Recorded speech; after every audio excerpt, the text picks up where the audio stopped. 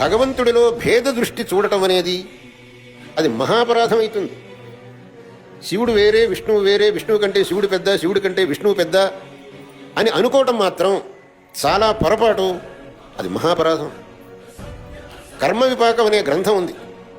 ఆ గ్రంథంలో క్రితం జన్మలో ఏ విధమైనటువంటి పాపం చేశారో దాని యొక్క ఫలంగా ఇప్పుడు ఏ విధమైనటువంటి వ్యాధుల్ని అనుభవిస్తారో చెబుతూ దానికి ప్రాయశ్చిత్తం ఇది అని కూడా చెప్పింది. అదే కర్మ విపాకం అనే గ్రంథం. ఆ గ్రంథంలో ఈ కడుపు నొప్పి అనేది ఎవడికి వస్తుంది అనే విషయాన్ని చెబుతూ యో బ్రహ్మ విష్ణురుద్రాణం భేదముత్తమ భావత సాధయేత్ ఉదరవ్యాధియుక్తో భవతి మానవ. ఎవడైతే బ్రహ్మ విష్ణు రుద్రులలో ఈయన ఉత్తముడు, ఈయన ఉత్తముడు కాదు, ఈయన కంటే ఈయన పెద్ద, ఆయన కంటే ఈయన పెద్ద అని వాదిస్తాడో, సాధయేత్, కొంతమంది చాలా ఆగ్రహపూర్వకంగా కాదు కాదు విష్ణువే పెద్ద, కాదు కాదు శివుడే పెద్ద అని వాదిస్తుంటారు.